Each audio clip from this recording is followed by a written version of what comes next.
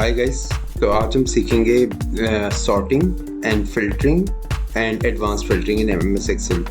तो मैं आज कोशिश करूंगा कि मैं सारे एस्पेक्ट्स को आपको क्लियर कर सकूं। तो मैंने एक डेटाबेस ले लिया है, छोटा सा टेबल है जिसमें आप देख सकते हैं ओल्ड कार सेल्स डेटा है, जिसमें कार की आईडी, उसका price, fuel type and it's manual और ऑटो, और is it a metallic colour not metallic colour, और कार डीलर नेम्स यहाँ पे दिए हुए हैं। इस डेटा को सबसे पहले हम सॉर्ट करते हैं। सपोज आपने जो भी डेटा सॉर्ट करना है उसके लिए आप पहले डेटा सेलेक्ट करेंगे और सॉर्ट से आप किसी भी फील्ड के बेसिस पे से सॉर्ट कर सकते हैं। लाइक अगर आपको फ्यूल टाइप पे सॉर्ट करना है तो मैंने फ्यूल टाइप सेलेक्ट कर लिया। ऊपर मेरा my data has headers is selected. अगर ये सेलेक्टेड नहीं है तो आप इसे सेलेक्ट कर लीजिए और उसके बाद आप ओके करेंगे तो देखिए आपका फ्यूल टाइप में डेटा सॉर्ट हो गया है। अगर सपोज आपको एक से ज़्यादा चीज़ों पे सॉर्टिंग करनी है तो आप यहाँ पे जाएंगे।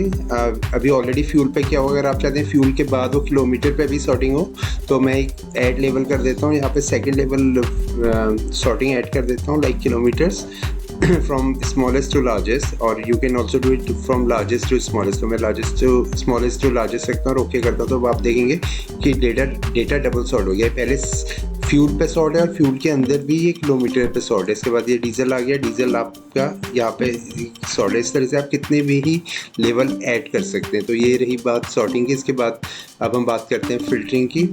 पहले मैं डेटा वापस अपने स्ट्रक्चर पे ले आता हूँ। तो ये सीरियल नंबर पे सॉर्ट था, इसे वापस अगर मुझे सीरियल नंबर पे करना है, सेकंड सॉर्टिंग मुझे हटानी है, इसे सेलेक्ट करके डिलीट कर देते हैं और फर्स्ट सॉर्टिंग पे मैं इसे सीरियल नंबर कर देता हूँ और ये डेटा मेरा पहले की तरह सॉर्ट हो गया है। अब हम आते हैं फिल्टरिंग पे। सपोज आपको अगर कोई फिल्टरिंग करनी है तो आप सारा डेटा सेलेक्ट कीजिए और ऊपर फिल्टर बटन को प्रेस करके फिल्टर ऑन कर दीजिए। अब आपको जिस डेटा पे भी फिल्टर करना है, लाइक आपको जस्ट CNG की कार्स देखनी है आप CNG देख सकते हैं, या फिर अगर आपको यहाँ पर CNG के साथ डीजल देखनी है तो आप मल्टी सेलेक्ट भी कर सकते हैं। इसके साथ अगर आपको मल्टीपल कॉलम में सेलेक्ट करना है, लाइक यहाँ पे अपने ऑटो और मैनुअल देखने तो यहाँ पे आप ऑटो या मैनुअल सेलेक्ट कर सकते हैं। इस तरह से आप सिंपली डेटा को फिल्टर कर सकते हैं। ये एक नॉर्मल फिल्टर था, लेकिन कई बार ऐसी कंडीशन आती है कि हमारे पास मल्टीपल चॉइस होती है जिस पे हमें फिल्टर करना होता है और ये बहुत ज़्यादा कम्बरसम बन जाता है जब मैं एक एक करके इसे फिल्टर करता हूँ। तो ऐसे केसेस में हम एडवांस फिल्टरिंग यूज़ करते हैं। जैसे कि सपोज़ यहाँ पर मुझे डेटा को 3 या 4 चीज़ों पे सॉर्ट करना है। सपोज़ डीलर में मुझे करना है, मेरे पास बहुत सारा डेटा है और मुझे किन्हीं 3 डीलर आइटम पे सॉर्ट करना है। तो मैं क्या करूँगा, मैं एक छोटा सा टेबल बना लूँगा जिसका हेडर सेम होना चाहिए। जो यहाँ पर हेडर है डीलर, वही हेडर यहाँ पर भी होना चाहिए। और इसके बाद हम इसके बेसिस पे से एडवांस फिल्टरिंग भी कर सकते हैं। लाइक मैं डेटा सेलेक्ट करता हूँ, एडवांस में जाता हूँ, मैं पहले मेरे डेटा रेंज सेलेक्ट है ऑलरेडी। उसके बाद क्राइटेरिया में मैं डिफाइन कर सकता हूँ कि मुझे यहाँ पर चाहिए, इसके बेसिस पे चाहिए, और यहीं पे डेटा फिल्टर हो जाएगा। ये देखिए अब यहाँ पे मेरा कार देखो 24 और 2 वैल्यू तीनों पे डेटा फिल्टर हो गया।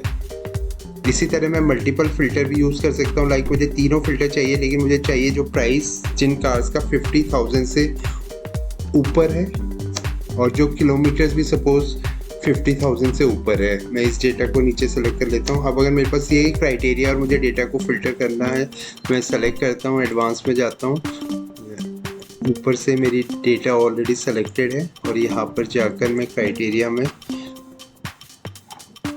इस क्राइटेरिया को सेलेक्ट कर लेता हूँ। मेरे पास ऊपर हेडिंग भी होनी चाहिए और डेटा भी होना चाहिए। और आप ऐसा करेंगे, देखिए आपका डेटा फिल्टर हो गया। खाली कार देखो 24 और इस पे, और जहाँ पर किलोमीटर भी 50,000 से ऊपर है और प्राइस भी 50,000 से ऊपर है। तो कई बार हमें मल्टीपल फिल्टर्स लगाने होते हैं। तो ऐसी सिचुएशन में ये बेस्ट तरीका रहता है कि आप एक एडवांस फिल्टर यूज़ करें। एडवांस फिल्टर को आप एक तरीके से और यूज़ कर सकते हैं। जैसा अभी आप देख रहे हैं कि आपका सेम मेन डेटा में ही डेटा फिल्टर हो रहा है। आप चाहें तो इस डेटा को कहीं उठा के सेकंड शीट पे भी ले जा सकते हैं। तो पहले जहाँ पर आपको फिल्टर लगाना है आपको वो शीट सेलेक्ट करनी पड़ेगी। लाइक मैं शीट 2 सेलेक्ट कर लेता हूँ। शीट 2 के A1 में मुझे डेटा चाहिए तो मैं पहले अपना कर्सर यहाँ पे रखूँगा। उसके बाद मैं एडवांस फिल्टर पे जाता हूँ।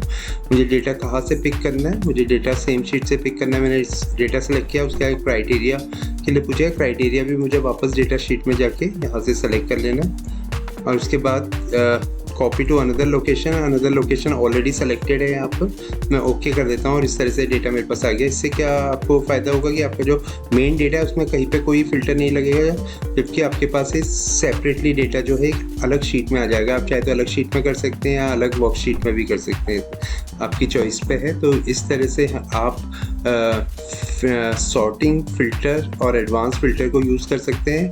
आई थिंक ये आपके लिए बेनिफिशियल होगा। फिर भी अगर आपको कोई डाउट हो या फिर कोई ऐसा टॉपिक हो जो आप चाहते हैं कि जिस पर मैं वीडियो बनाऊँ, तो please comment me and I will try to create a new video on that. So guys, thank you very much for watching and do subscribe my channel if you have not done it so far. Thank you very much.